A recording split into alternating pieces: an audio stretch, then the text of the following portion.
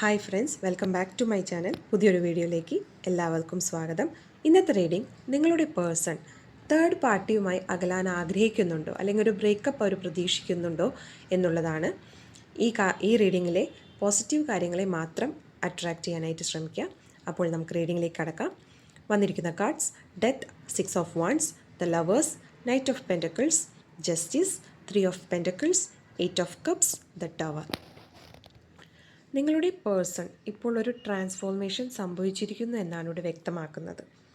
അല്ലെങ്കിൽ അവരുടെ ലൈഫിൽ എന്തോ ഒരു കാര്യം അവസാനിച്ചിരിക്കുന്നു എന്നിവിടെ വ്യക്തമാണ്. എന്തോ തരത്തിലുള്ളൊരു സ്വാതന്ത്ര്യം അവർ പ്രതീക്ഷിക്കുന്നതായിട്ടിവിടെ കാണുന്നുണ്ട്. എന്തായാലും ഒരു അവസാനം എന്നുള്ളൊരു അർത്ഥം ഡെത്ത് എന്ന് പറയുന്ന കാർഡ് ഇവിടെ കാണിക്കുന്നു. ഒരു പക്ഷേ ആ ഒരു ബന്ധം അവസാനിച്ചു കഴിഞ്ഞിരിക്കുന്നു, അല്ലെങ്കിൽ ഒരു അവസാന ഘട്ടത്തിലേക്ക് നീങ്ങുന്നു എന്ന് തന്നെയാണ് ഇവിടെ വ്യക്തമാക്കുന്നത്. അവർ എന്തോ തരത്തിലുള്ളൊരു വിജയം കൈവരിക്കാനായിട്ട് ശ്രമിക്കുന്നു.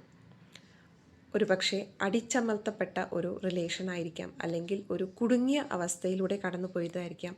അതിൽ നിന്നും ഒരു മോചനം അല്ലെങ്കിൽ ഒരു സക്സസ് ആണ് അവരിപ്പോൾ പ്രതീക്ഷിക്കുന്നത്.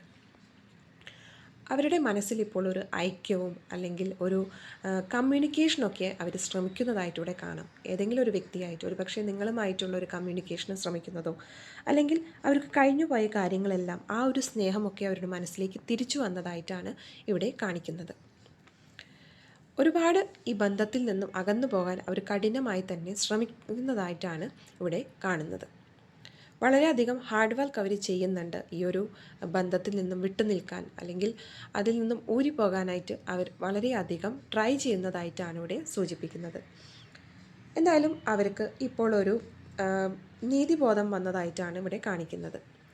താൻ ചെയ്യേണ്ടതായ ഉത്തരവാദിത്തങ്ങൾ എന്തൊക്കെയാണ്, അല്ലെങ്കിൽ താൻ ചെയ്യേണ്ട കാര്യങ്ങളിൽ നിന്ന് താൻ എന്തുകൊണ്ട് വ്യതിചലിച്ചു എന്നുള്ള തോന്നലൊക്കെ ഇപ്പോൾ അവരുടെ മനസ്സിൽ വന്നിട്ടുണ്ട്. കഴിഞ്ഞുപോയ ലൈഫിലേക്ക് തിരിച്ചുപോയി നമ്മൾ ചെയ്യേണ്ടതായ ഉത്തരവാദിത്തങ്ങൾ പൂർണ്ണ മനസ്സോടുകൂടി തന്നെ ചെയ്യണമെന്ന തോന്നൽ ഇപ്പോൾ അവരുടെ മനസ്സിൽ വന്നിരിക്കുന്നു. അവർ പുതിയ കാര്യങ്ങളൊക്കെ പഠിക്കാനും, അല്ലെങ്കിൽ നിങ്ങളുടെ ബന്ധത്തെ ആഴത്തിൽ മനസ്സിലാക്കാനായിട്ട് ഒരു പുതിയ പാത തന്നെ സ്വീകരിക്കുന്നതായിട്ടാണ് ഇവിടെ വ്യക്തമാക്കുന്നത്. ഈ ഒരു തേർഡ് പാർട്ടിയുമായിട്ടുള്ള എല്ലാ ബന്ധങ്ങളുടെ ഓർമ്മകളും അവർ അകറ്റാനായിട്ടാണ് ഇവിടെ ശ്രമിക്കുന്നത്. പുതിയൊരു പാതയിലേക്ക് സഞ്ചരിക്കാൻ, അല്ലെങ്കിൽ ആ കഴിഞ്ഞ കാര്യങ്ങൾ വിട്ടുകളഞ്ഞുകൊണ്ട് നീങ്ങാനാണ് അവരിപ്പോൾ ശ്രമിച്ചു കൊണ്ടിരിക്കുന്നത്. ഇമോഷണൽ ആയിട്ടുള്ളൊരു ട്രാൻസിഷൻ തന്നെയാണ് ഈ വ്യക്തി ഇപ്പോൾ ആഗ്രഹിക്കുന്നത്. എന്തായാലും തേർഡ് പാർട്ടിയുമായിട്ടുള്ള ഒരു ബന്ധത്തിൽ അവർക്ക് ഒട്ടും പ്രതീക്ഷിക്കാത്ത രീതിയിലുള്ള മാറ്റങ്ങൾ, അല്ലെങ്കിൽ ഒരു അട്ടിമറി, അല്ലെങ്കിൽ ഒരു വിനാശം സംഭവിച്ചതായിട്ട് തന്നെയാണ് ഇവിടെ വ്യക്തമാക്കുന്നത്.